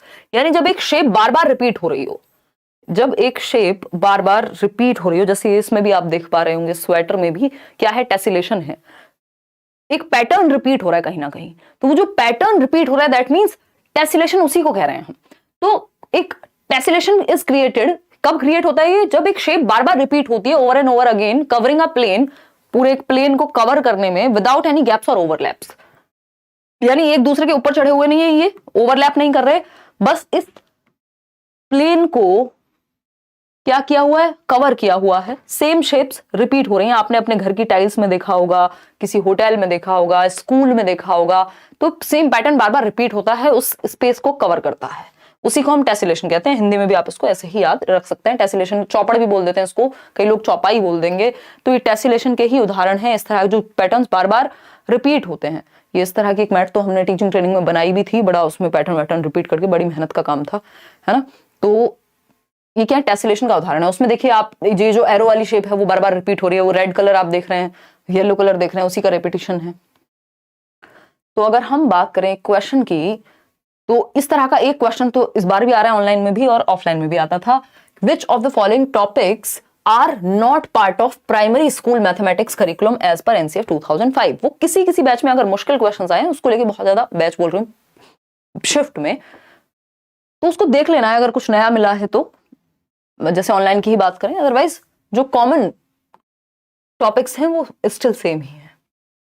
कौन सा एक पार्ट नहीं है प्राइमरी मैथमेटिक्स के करिकुलम का। अब जो लोग स्कूल वगैरह में पढ़ाते हैं, ट्यूशन में पढ़ाते हैं, उनको तो आइडिया होना चाहिए, लेकिन हमने क्योंकि अभी पढ़ा है, टेसिलेशन बिल्कुल पार्ट है। देखो ज्योमेट्रिकल थिंकिंग से रिलेटेड जो शेप्स के ऊपर चीजें हैं वो सब तो हैं, अभी हम पढ़ तो रहे थे। तो टेसिलेशन है, सिमेट्री है, पैटर्न्स है, एक और हम कुछ पढ़ रहे थे, लेकिन रेशो, प्रोपोर्शन, इस तरह के चैप्टर नहीं है। तो आपको इनके अराउंड जो दिखे कि यार ये कुछ डिफरेंट लग रहा है, जो इस लेवल पे नहीं पढ़ाया जाना चाहिए, तो एक ऑप्शन, एक क्वेश्चन ऐसा जरूर देता है जिसमें नॉट वाला एक चांस होगा, और बाकी की तीनों ऐसी चीजें होंगी जिनसे आप अवगत होंगे, आपने पढ़ी होंगी प्रीवियसली भी या आज आप जान रहे हैं। इंडक्टिव और डिडक्टिव रीजनिंग पे एक क्वेश्चन जनरली फेंक देता है आपके सामने। इंडक्टिव आप जानते हैं आगमनात्मक, निगमनात्मक है डिडक्टिव। इंडक्टिव से या डिडक्टिव से शुरू करते हैं। मान लीजिए deductive reasoning is the process of reaching conclusions based on previously known facts, यानी जो पहले से आप फैक्ट्स जानते हैं। फैक्ट्स प्रीवियसली नोन क्या है, रूल हो सकते हैं। तो रूल से आप एग्जाम्पल की ओर जाते हैं, यानी नियम से उदाहरण की ओर। मतलब आपको नियम पता है कि x प्लस वाई या a प्लस बी का होल स्क्वायर ये होता है। अब एग्जांपल्स आप इसके बहुत सारे क्वेश्चंस ट्राई कर सकते हैं। तो आप डिडक्टिव मेथड का प्रयोग कर रहे हैं जब आप एक फॉर्मूला से क्वेश्चंस प्रैक्टिस कर रहे हैं, तो जो तथ्य पहले से ज्ञात हैं उनका प्रयोग कर रहे हैं आप निष्कर्ष तक पहुंचने के लिए। अब आते हैं इंडक्टिव पे। तो inductive reasoning is the process of arriving at a conclusion. ये जस्ट ऑपोजिट है कि आप एक निष्कर्ष पे पहुंचते हैं, वहां आपके पास निष्कर्ष है, उसके बेसिस पे आप कहीं जा रहे हैं। तो यहां आप निष्कर्ष पे पहुंचते हैं कि आपको पता है अच्छा यार जो मिर्च होती है वो हरे रंग की होती है, हरे रंग की होती है, हरे रंग की होती है। तो आपने 4 हरे रंग की मिर्च देखी, 5वें पे आपने कह दिया, नियम बन गया, मिर्च जो है वो हरे रंग की ही होगी। हालांकि जब आप अगली बार रेड देखेंगे तो वो चीज चैलेंज भी हो सकती है। तो इंडक्टिव रीजनिंग में क्या होता है, एग्जाम्पल टू रूल जाते हैं, वहां रूल टू एग्जाम्पल, यानी उदाहरण से बहुत सारे उदाहरण देखते हैं आप, फिर उस चीज को नियम बना देते हैं कि ये चीज ऐसे ही होती होगी। तो एग्जाम्पल टू रूल जाते हैं आगमनात्मक तर्क में। इतनी बात क्लियर है। जैसे फॉर एग्जाम्पल हम गणित में तो देख ही रहे थे, जैसे a प्लस बी का होल स्क्वायर डायरेक्टली आपको ना बता के वो बना कैसे, वो पूरी प्रोसेस बताई जाए और अंत में फॉर्मूला पे आए, तो ये क्या हो जाएगा, इंडक्टिव मेथड हो जाएगा। अभी एक क्वेश्चन उन्होंने पूछा था, पुराना क्वेश्चन है बट बहुत प्यारा क्वेश्चन है, इससे बहुत आसानी से समझ में आ जाती हैं चीजें। अभी पहले हम देख लेते हैं इनमें दोनों में प्रोसेस कौन सी है। कि जैसे वो क्वेश्चन इस तरह का था, शायद मैंने इंक्लूड भी किया होगा। जैसे मान लेते हैं आपके सामने राइट एंगल, आपको पाइथागोरस थ्योरम समझानी है, लेकिन टीचर ने क्या किया, 4 शीट दे दी पेपर की, अलग अलग ट्रायंगल दे दिए उसमें, है ना, 4 शीट्स दी, अलग अलग बच्चों को दे दी और कहा कि अच्छा इनमें देखो कि कॉमन चीजें कौन सी हैं, प्रॉपर्टीज में कॉमन क्या है। बहुत ही गंदा ट्रायंगल बनाया मैंने, तो वो देख के अपने आप समझेगा कि हाँ यार एक चीज है जो इनमें रिलेशंस क्या है। तो पहले एग्जांपल्स प्रस्तुत किए, बाद में नियम बताया जाएगा। तो ये इंडक्टिव मेथड है, सिंपल क्वेश्चंस इस पे पूछे गए हैं। इट फॉलोज द मैक्सिम्स, अभी हम किसकी बात कर रहे हैं, इंडक्टिव की ही बात कर रहे हैं, कि पर्टिकुलर टू जनरल जाता है, यानी concrete to abstract, known to unknown, ज्ञात से अज्ञात। जो आपको पता है वो स्पेसिफिक, वो विशिष्ट है, और जहां तक आप पहुंच रहे हैं वो अज्ञात है, ठीक है ना। तो आप नियम आपके लिए अज्ञात होता है शुरुआत में, उदाहरण को आप जानते हैं कि ये हरा रंग मैं जानता हूं इस मिर्च के बारे में, तो ये क्या है, ये ज्ञात है। अज्ञात क्या है, नियम पे पहुंचना, कि अंगूर खट्टे ही होते हैं, वो फिर आप बहुत सारे अंगूर खा के देखेंगे तभी इस बात पे पहुंचेंगे। अगर हम देखें स्टेप्स क्या है इंडक्टिव मेथड में, यानी आगमन विधि में, आगमन का मतलब ये आप एक आगमन किस पे हुआ, आपका एक रूल पे पहुंचते हैं आप एग्जाम्पल से। पहले साइट एग्जाम्पल्स यानी उदाहरण उद्धृत करते हैं, कुछ उदाहरण पेश होते हैं, अच्छा ये हमारे पास उदाहरण है। ड्रॉ कॉन्क्लूजन्स मेथड्स की तरह यूज किया जाता है इनको हर एक सब्जेक्ट में। ड्रॉ कॉन्क्लूजन्स ऑब्जर्विंग एग्जाम्पल्स, बहुत सारे उदाहरण को ऑब्जर्व करने के बाद, अवलोकन करने के बाद आप एक निष्कर्ष पे पहुंचते हैं, फिर एक कॉन्सेप्ट बनाते हैं इस निष्कर्ष से, और फिर उस कॉन्सेप्ट को प्रूव करने की कोशिश करते हैं अलग अलग एग्जाम्पल से। तो ये स्टेप्स होते हैं आपके, इतना जनरली पूछता नहीं, बस आपको बेसिक्स पता होने चाहिए। जैसे डिडक्टिव मेथड में क्या है कि आपको जो आपके पास रूल है, मेथड है कि a प्लस बी का whole square A square plus B square plus 2ab, तो ये जो रूल्स हैं आपके सामने ये दिए जाते हैं पहले, और उसको आप फिर एग्जाम्पल से अटेस्ट करते हो। कितने भी क्वेश्चन आप सॉल्व करोगे वो चीज प्रूव होती है। ठीक, मैक्सिम क्या है? जनरल टू पर्टिकुलर, यानी सामान्य से विशिष्ट की ओर, सामान्य से विशिष्ट की ओर जाते हैं किसमें? डिडक्टिव मेथड में। इतना जरूर ध्यान रखेंगे। स्टेप्स इसमें क्या है? पहले नॉलेज ऑफ कॉन्सेप्ट, यानी पहले एक रूल बताया जाता है, फिर डिफरेंट एग्जांपल्स प्रस्तुत किए जाते हैं उस चीज के। पहले डेफिनेशन बता दी मान लीजिए नाउन की, और बाद में आपको एग्जांपल्स प्रस्तुत किए गए। ट्रूथ को जो है आप बाद में टेस्ट करते हैं कि वो नियम कहीं उल्टा ना पड़ जाए जो आपके पास है, कोई उसका एक्सेप्शन तो नहीं है। अटेस्टेशन करते हैं, जो आपके पास अदर एग्जांपल्स हैं उस चीज को प्रूव करते हैं। जो आपका रूल है उससे रिलेटेड 1700 एग्जाम्पल फिर आप ढूंढ के लाते हैं, तभी वो रूल बन पाता है। अब एक वही आसान सा क्वेश्चन है जिसपे हम अभी चर्चा कर रहे थे, फटाफट से देख के बताइएगा। छोटी छोटी बातें हैं, ज्यादा देर का सेशन नहीं, मुश्किल से आधा घंटे में हम इसको पाइल अप कर देंगे, वाइंड अप कर देंगे basically. To teach the Pythagoras theorem a teacher has distributed a sheet on which, एक शीट डिस्ट्रीब्यूट की जिसमें 4 ट्राइंगल्स बने हुए हैं। अब प्रॉपर्टीज ऑब्जर्व करनी है बच्चों को। 4 राइट एंगल ट्राइंगल, अच्छा सारे ही राइट एंगल्ड हैं, ठीक, सारे ही 4 राइट एंगल ट्राइंगल्स बने हुए हैं एक शीट पे। बच्चों को डिस्ट्रीब्यूट कर दी टीचर ने, हम 3 ही दे देते हैं चलो, ठीक। और ये शीट डिस्ट्रीब्यूट कर दी and ask the child to find the relationship between the sides of a triangle. तो उनको पता लगेगा कि यार ये वाली साइड बड़ी है बाकी दोनों से, या वो जिस भी बेसिस पे वो रिलेशनशिप, संबंध खोजने का प्रयास करेंगे बच्चे। तो आपके सामने जब क्वेश्चन आता है, ये इंडक्टिव मेथड है, डिडक्टिव है, लेक्चर मेथड है, लेबोरेटरी। लेक्चर में तो आप लेक्चर देते हैं, लेबोरेटरी में तो आप कुछ एक्सपेरिमेंट कराएंगे। लेबोरेटरी की तो यहाँ जरूरत नहीं लग रही। तो आपके सामने बहुत सारे उदाहरण दिए गए उन शीट्स के थ्रू, ताकि बच्चा एक रूल तक पहुंच पाए। अभी वो ऑब्जर्व करेगा, और ऑब्जर्व करने से एग्जाम्पल साइट हुआ है, फिर रूल तक पहुंचेंगे। तो ये आगमन विधि है। अगर पहले रूल बता दिया होता और बाद में शीट्स दी होती तो ये डिडक्टिव हो जाता, ठीक। तो ये इंडक्टिव मेथड है। A option is the right answer over here. आगे बढ़ेंगे, अब टीचिंग लर्निंग मटेरियल्स की बात कर लेते हैं। देखिए टीचिंग लर्निंग प्रोसेस की अगर हम बात करें तो टीचिंग क्या है?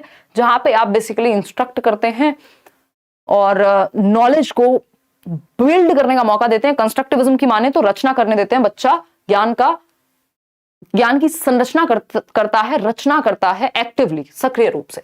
और इसके लिए हम क्या करते हैं? फिर टीचिंग लर्निंग मटेरियल्स का, शिक्षण सहायक सामग्री का प्रयोग करते हैं। चार्ट्स बनाते हैं, फ्लैश कार्ड्स बनाते हैं, 3D मॉडल्स बनाते हैं, आजकल पिक्चर्स दिखा सकते हैं, मूवी दिखा सकते हैं, बहुत सारी चीजें हम शिक्षण सहायक सामग्री के रूप में। इवन एक चीज पूछी जा रही है, इस बार भी पेपर में आ रहा है, पहले से आ रहा है 2018 से, बाला की फुल फॉर्म जो आपके टीचिंग लर्निंग एड से ही संबंधित है, बिल्डिंग एज लर्निंग एड। ये हमें पता ही होना चाहिए, बिल्डिंग एज लर्निंग एड, यानी बिल्डिंग को ही हम एक लर्निंग एड के रूप में प्रयोग कर रहे हैं। ये प्रीवियसली मैंने आपको क्वेश्चंस कराए हैं इस साल, उसमें भी बताया था कि बिल्डिंग, मान लीजिए एक रूम है, क्लासरूम है, उस पे ही दीवार पे कुछ कुछ लिखा हुआ है, अलग अलग ग्रह जो है हमारे सोलर सिस्टम का कुछ एक चार्ट बना हुआ है, दूसरी तरफ कुछ नंबर सिस्टम का कुछ बना हुआ है, कहीं टेबल लिखे हुए हैं स्कूल में अलग अलग दीवारों पे। तो यानी बिल्डिंग ही लर्निंग एड बन गई है, बिल्डिंग ही लर्निंग एड बन गई है। आराम से हो जाएगा, मीनाक्षी इवन ज्यादा ही आएंगे। तो ये शिक्षण, अब इसमें एक और चीज आ जाती है कि भाई जो बायपोलर प्रोसेस है, वो जॉन एडम्स ने कहा कि भाई टीचिंग क्या है? वो बायपोलर प्रोसेस है, प्रक्रिया है जिसमें 2 पोल्स होते हैं, द्विध्रुवीय, एक तरफ टीचर और एक तरफ स्टूडेंट। तो ये क्या संकीर्ण बात है? ये नैरो बेसिस पे टीचिंग को निर्धारित किया गया है। जबकि अगर हम ब्रॉड वे में देखें टीचिंग क्या है, तो जॉन डुई के अकॉर्डिंग ट्राइपोलर है, टीचर है, स्टूडेंट है, और एनवायरमेंट भी है या करिकुलम भी है। एनवायरमेंट भी है या करिकुलम भी है, ये बात तो मैं आपको, ये सीडीपी में भी पूछा जा चुका है प्रीवियसली। अब कुछ टीचिंग लर्निंग मटेरियल्स हैं जो स्पेसिफिकली मैथ्स के लिए प्रयोग में लाए जाते हैं, जैसे जियो बोर्ड है। जियो वाला जियो नहीं है आपके फोन में चलाने वाला, जियो बोर्ड क्या है? इसमें कीलों को ठोक करके आप देख रहे हैं, ये कुछ कुछ कीलें लगी हुई हैं एक बोर्ड पे, और उससे शेप दर्शाई जा रही है। रबर बैंड वगैरह का प्रयोग करके आप छोटे मोटे थ्रेड वगैरह का भी यूज कर सकते हो। तो ये क्या है? मान लीजिए ट्राइंगल दर्शा रहे हैं, तो इन कीलों से रबर का प्रयोग करके एक जियो बोर्ड पे आप शेप्स पढ़ा रहे हैं बच्चे को, ठीक। तो उससे क्या होगा? बच्चों को आइडिया लगेगा ना कि भाई ये 4 हमने स्क्वायर लिए, मतलब एक स्क्वायर बनाया, चारों साइड्स इक्वल हैं, तो कितने स्क्वायर लिए बराबर शेप के? 4। तो जियो बोर्ड से आप ज्योमेट्रिकल शेप्स को बहुत आसानी से सिखा सकते हैं। It is a square board, ये अपने आप में कैसा होगा, स्क्वायर बोर्ड होगा जिसमें छोटे छोटे स्क्वायर्स हैं जो आप देख ही पा रहे हैं, और इन विच नेल्स आर एम्बेडेड, यानी ये जो कीलें लगी होती हैं, with the use of rubber band, initial geometrical measurement and numerical concepts. कौन से कॉन्सेप्ट सीख रहे हैं हम, ज्योमेट्रिकल कॉन्सेप्ट्स। भाई ये जो शेप्स हैं ज्यामिति की ही तो हैं, ज्योमेट्रिकल कॉन्सेप्ट सीख रहे हैं हम इनिशियली, कि बेसिकली एक ट्राइंगल क्या होता है, या हम कहें एक सर्कल क्या होता है, एक रेक्टेंगल क्या है, एक स्क्वायर क्या है, और क्या सीख रहे हैं, मेजरमेंट। हम मेजर कर सकते हैं ना ये कितने बॉक्सेस में बना है, उस हिसाब से मतलब इनकी लेंथ वगैरह भी हम यहाँ बेसिक मेजरमेंट जान सकते हैं। ठीक, तो मेजरमेंट हम सिखा सकते हैं बच्चे को, इससे मापना। न्यूमेरिकल कॉन्सेप्ट सिखा सकते हैं कुछ हद तक, किससे, जियो बोर्ड से। तो ये 2-3 बातें हैं जो हम जियो बोर्ड का प्रयोग करके सिखा सकते हैं। फिर आता है अबेकस, इससे भी क्वेश्चन आता ही है अबेकस से हर बार। अगर हम अबेकस की देखें तो अबेकस को अबेकस ही कहते हैं हिंदी में, गिनतारा कहते हैं आई थिंक, हाँ। तो अगर हम कहें तो ये क्या है, ये बेसिकली इस तरह की बीड्स लगी हुई होती हैं। आपने अबेकस कहीं ना कहीं देखा होगा, छोटे छोटे, ये वैदिक मैथमेटिक्स का पार्ट हुआ करता था। It is N ancient mathematical instrument, यानी वैदिक गणित का हिस्सा है, बहुत पुराने समय से हम यूज कर रहे हैं।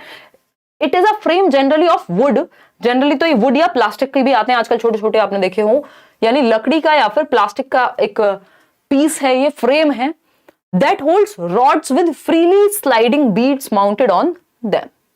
ये बीड्स हैं, ये जो आप देख रहे हैं, ये इधर से उधर जा पाते हैं। ठीक, कोई वीडियो देख लीजिएगा आप अबेकस की, और ये इसमें फ्रीली मूव कर सकते हैं। इन रॉड्स, बीच में रॉड लगी हुई है। फ्रेम किसका है, प्लास्टिक या लकड़ी का, बीच में रॉड लगी हुई है, और ये फ्रीली मूव कर सकते हैं। जो बीड्स है इसमें मोती टाइप की चीजें। ठीक, द कॉन्सेप्ट्स ऑफ एडिशन, यानी हम इससे जोड़ घटाना, आप देखते हैं इसकी सहायता से बच्चा ज्यादा तेजी से कर पाएगा क्योंकि वैदिक टेक्निक हो गई।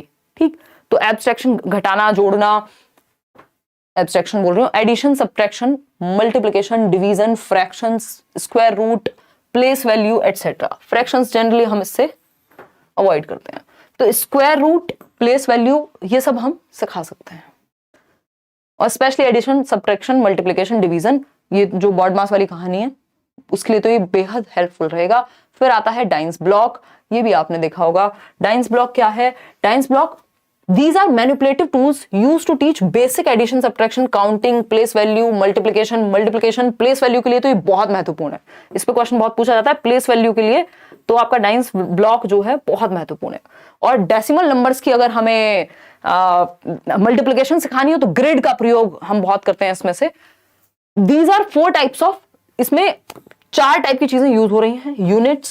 यूनिट्स किसको शो करते हैं, आपने वो देखा होगा, इकाई, दहाई, सैकड़ा, जो प्लेस वैल्यू है ना, हम सिखा सकते हैं ना इससे। तो ये जो यूनिट है एक, ये वंस को प्रदर्शित करती है, यानी इकाई को प्रदर्शित करती है। ठीक, फिर आता है आपका रॉड। रॉड जो है आप देख रहे हैं इसमें यूनिट्स लगी हुई है, ये वाली जो एक सिंगल यूनिट थी। तो ये रॉड अपने आप में टेंस को, यानी दहाई जिसको हम कहते हैं ना, दहाई को प्रदर्शित करती है। ये पूछ लिया जाता है डायरेक्ट क्वेश्चन।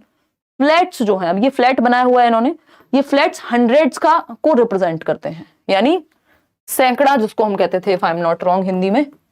ठीक है, और क्यूब अपने आप में, क्योंकि इसमें इतनी सारी यूनिट्स लगी हुई हैं, तो ये 1000 को, यानी 1000 को प्रदर्शित करेगा।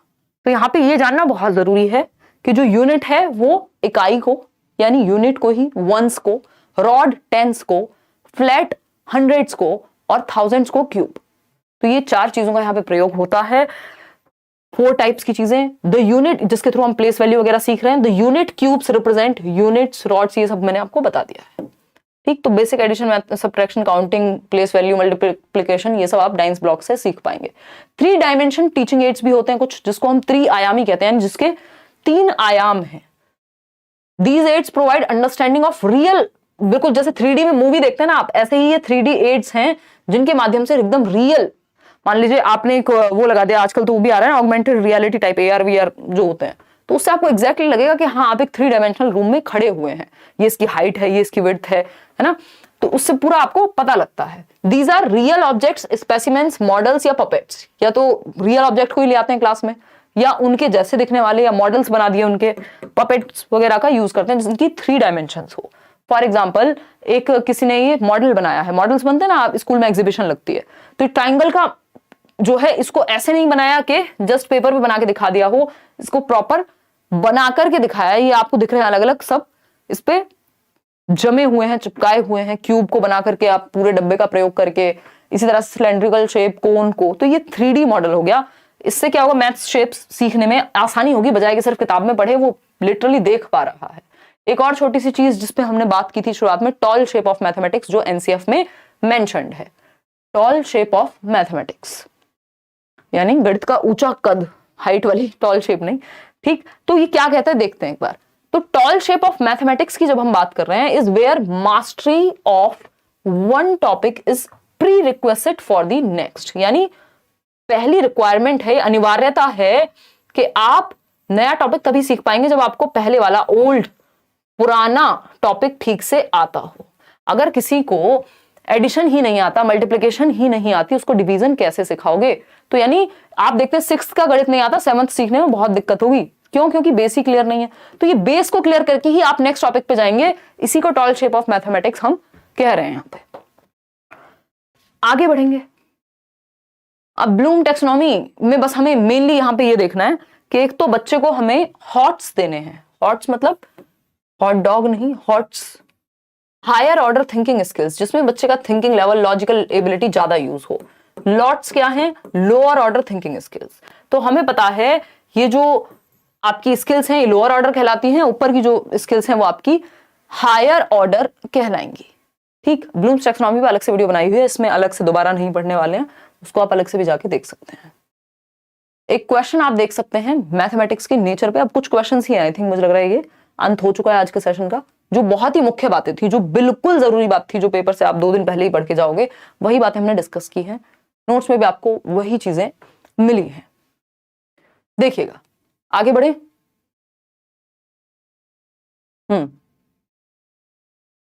यार एसएसटी के नोट्स तो इस बार नहीं मिलेंगे, डी ऑप्शन कह रहे हैं कई लोग।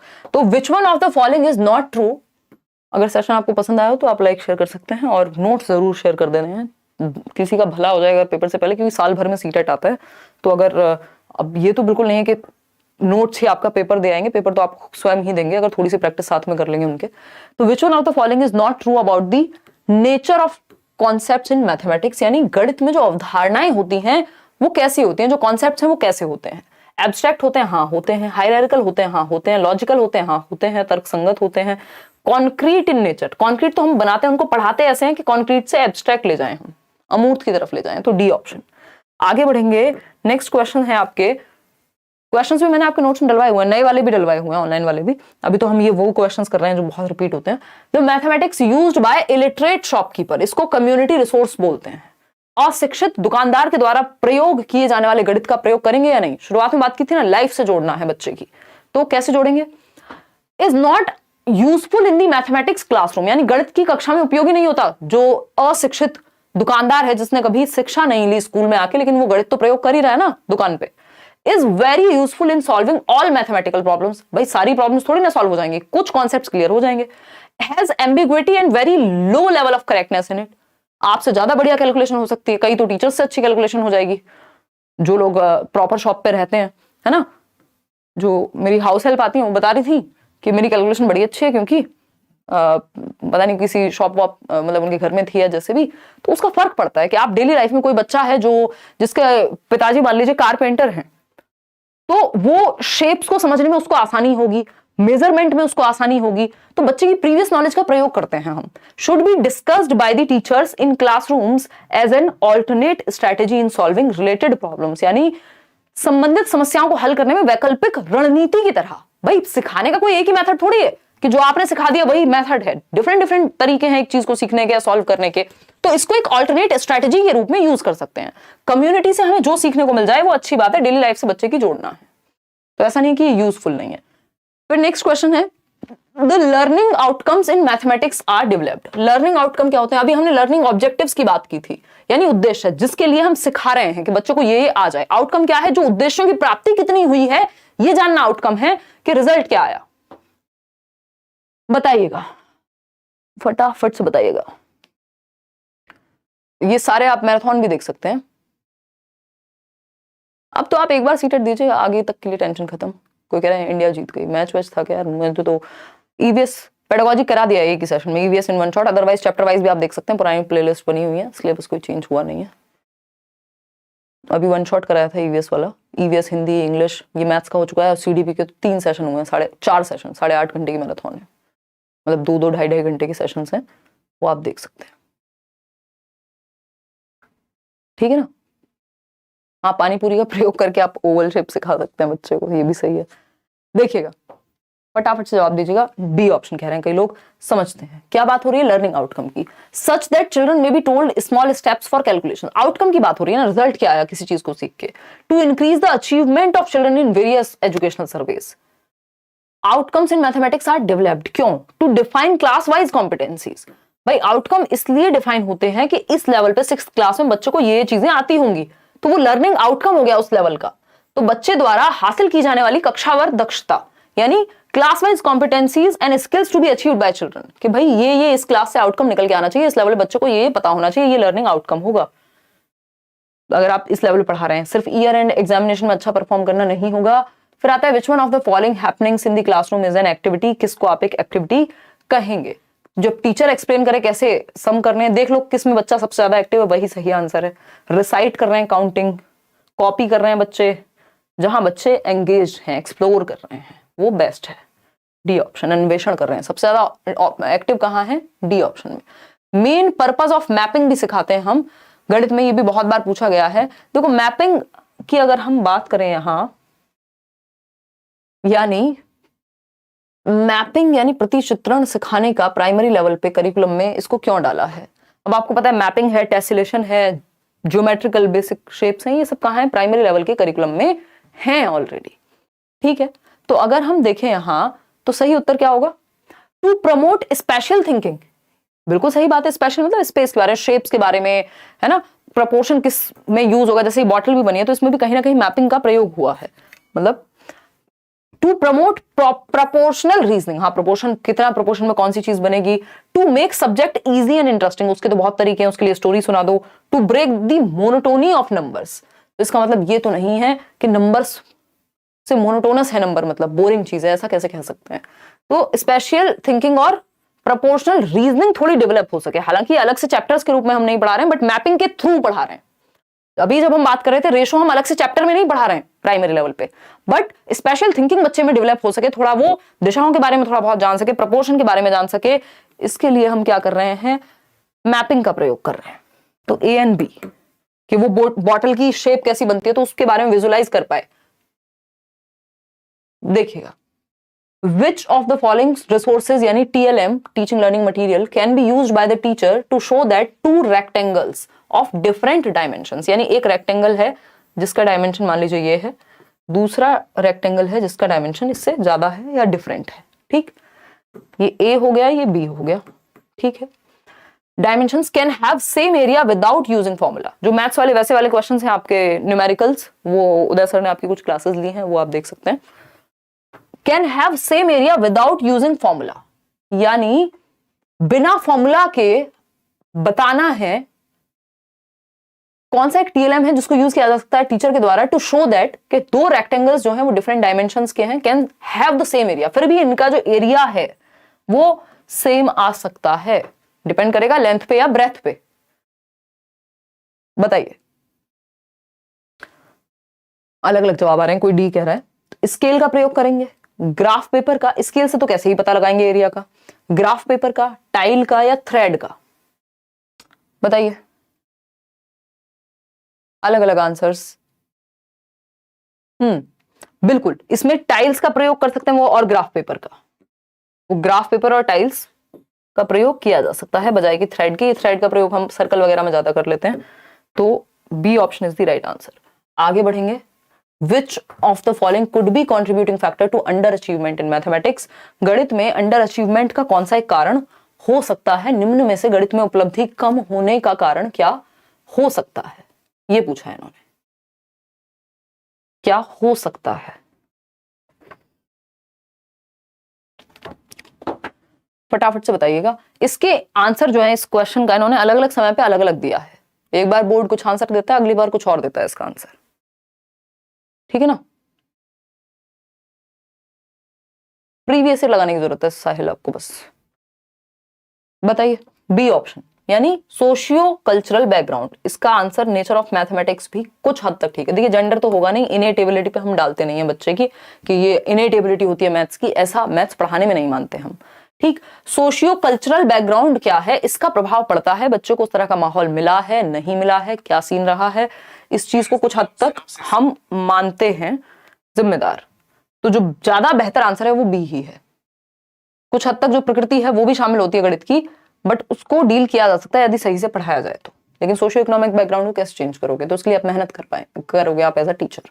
नेक्स्ट क्वेश्चन है, which of the following is the most important aspect of making lesson plan while teaching mathematics to primary school children. यानी आप पढ़ाने से पहले एक लेसन प्लान बनाते हो, पाठ योजना बनाते हो। आज भी ये क्लास हुई है तो ये पाठ योजना के तहत ही है, कौन सी जो आपको क्वेश्चन कहाँ पे मिल रहा है, कौन सा फोटो लगेगा, कौन से एग्जांपल्स मिलेंगे, बहुत सारी चीजें। कुछ चीजें आपकी रैंडम होती हैं, जैसे उदाहरण कई बार ऐसे आ जाते हैं दिमाग में, और कुछ चीजें आपकी प्लान्ड होती हैं, जो कि लेसन प्लानिंग आपको अपनी करके जानी चाहिए क्लास में जाने से पहले। वो जरूरी है, चाहे आपका जीवन बीत गया हो पढ़ाते पढ़ाते। ऐसा नहीं होता कि आप ऐसे ही मुंह धोया और चले गए, मतलब लेसन प्लानिंग है ही नहीं, जीरो लेसन प्लानिंग है, तो वो जरूरी होती है।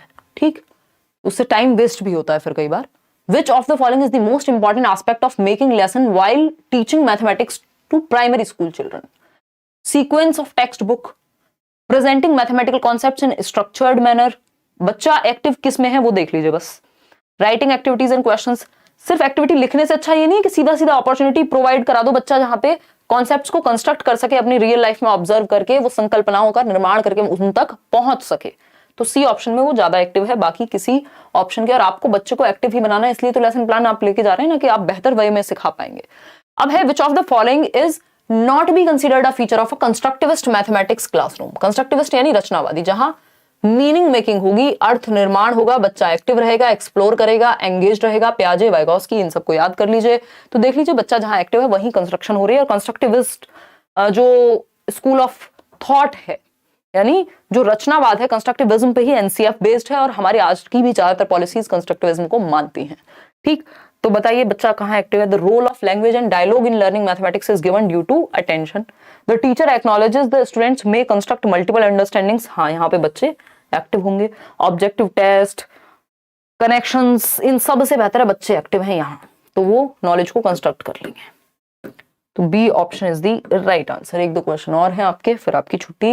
Which of the following statements is in agreement with the constructivist view of mathematics? यानी रचनावाद को कौन बढ़ावा देगा? जहां बच्चा एक्टिव होगा। सिंपल, सरल, सुंदर, सस्ता, टिकाऊ आंसर। ठीक है ना? बहुत बढ़िया लगता है कि आप लोग बिल्कुल इतनी रात को भी, क्योंकि समय का थोड़ा सा मेरे साथ दिक्कत रहती है, इतना समय हो चुका है, समय मतलब सालों से हम लोग जुड़े हुए हैं, और क्लासेस और कभी कुछ, कभी इवेंट है, कुछ है, तो थोड़ा सा लेट वेट हो जाता है। वैसे भी मेरा टाइम 9 बजे ही रहता है पहले से ही, बट अब और लेट हो जाता है एट टाइम्स। रचनावादी दृष्टिकोण से की जा सकती है, बट आप इतनी संख्या में जुड़े रहते हैं, सीख पाते हैं रात को इतनी ठंड में, है ना? 5 डिग्री था सुबह दिल्ली में टेम्परेचर, 2 दिनों से ठंड बढ़ गई है आपकी, अभी भी 9 डिग्री टेम्परेचर है। चलिएगा, खैर ये तो ये भी बता देती बेचारी, देखिएगा। उसके on account of inability to understand the, हाँ तो ये तो एकोमोडेशन हो गया ना विश्वकर्मा, ये तो सिंपल है। Creation of a new scheme on account of liability inability to understand the environment with the existing scheme is known as accommodation. 200%, कोई दिक्कत ही नहीं है इसमें।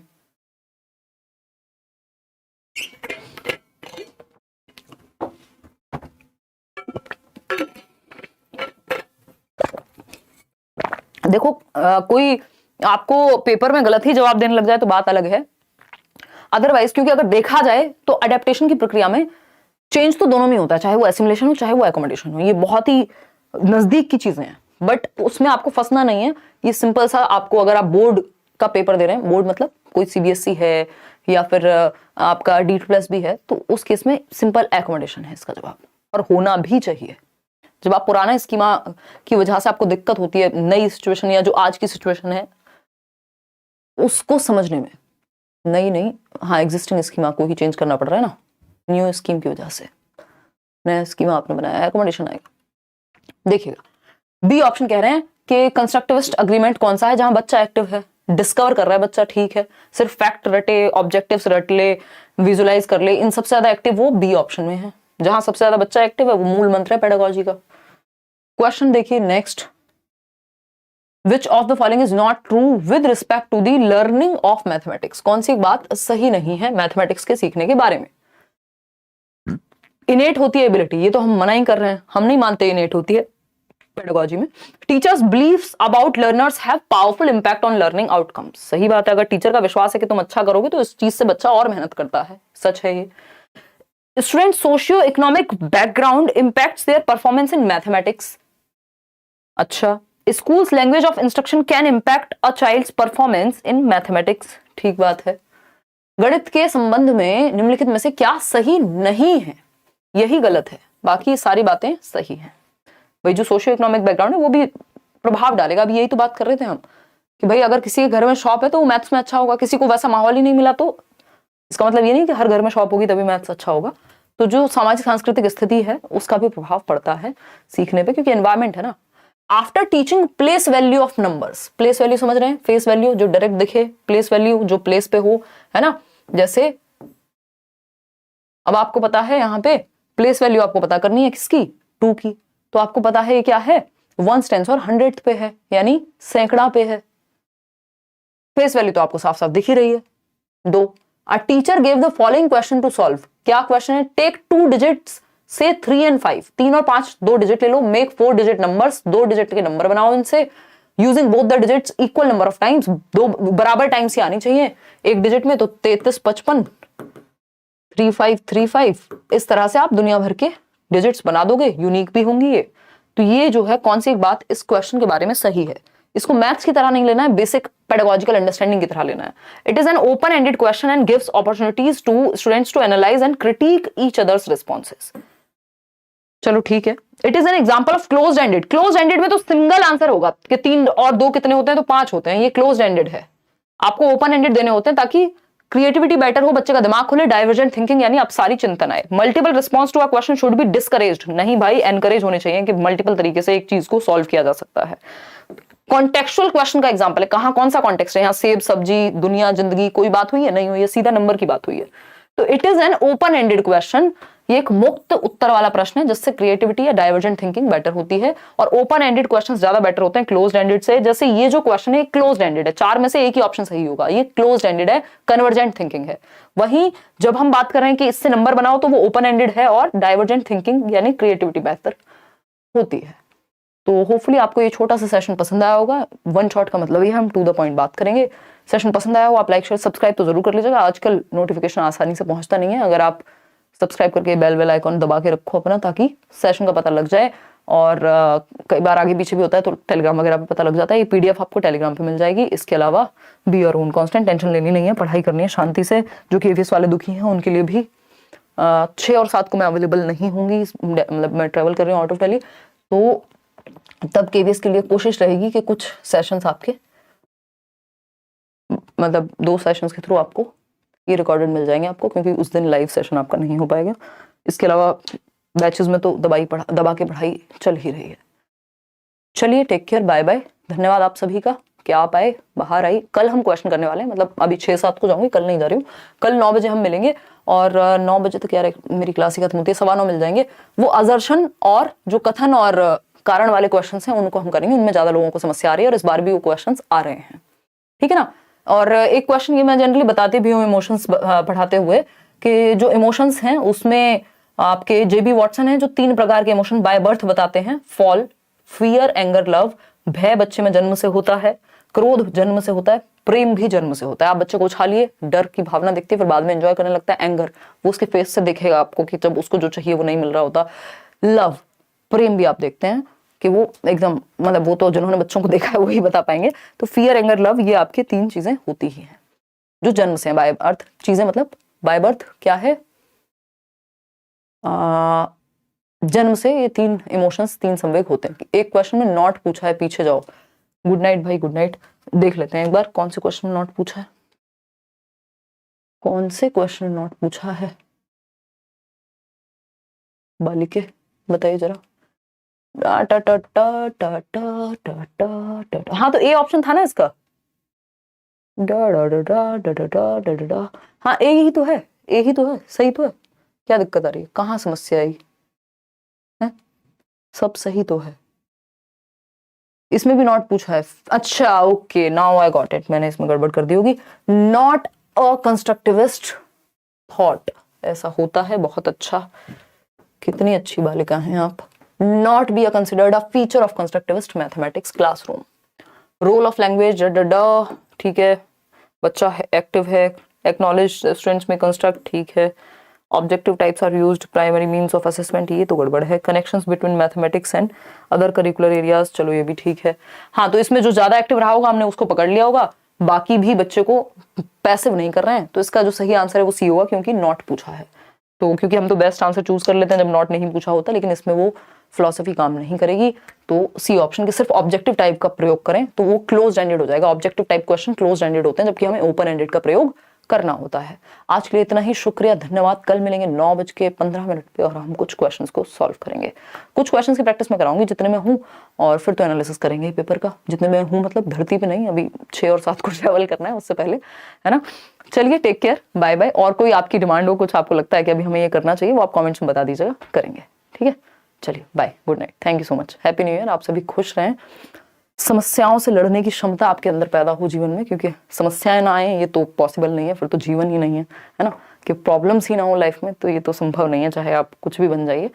तो वो क्षमता आपके अंदर विकसित हो कि आप जीवन में बेहतर बन पाए, मैच्योर हों, प्रॉब्लम से सीखें और एंजॉय भी कर पाएं जीवन को, है ना। इस साल आप, अगर जो लोग सच में डिजर्व करते हैं, बहुत मेहनत कर रहे हैं, उनको अपना गोल मिले, एक ही नहीं वैकेंसीज कई सारी देखने को मिलेंगी, तो मेहनत उस चीज़ पे रहे हमारी। अपनी तरफ से हम लोग भी बेस्ट करने की कोशिश करते हैं एज टीचर्स, और आप भी। चलिए टेक केयर, बाय बाय।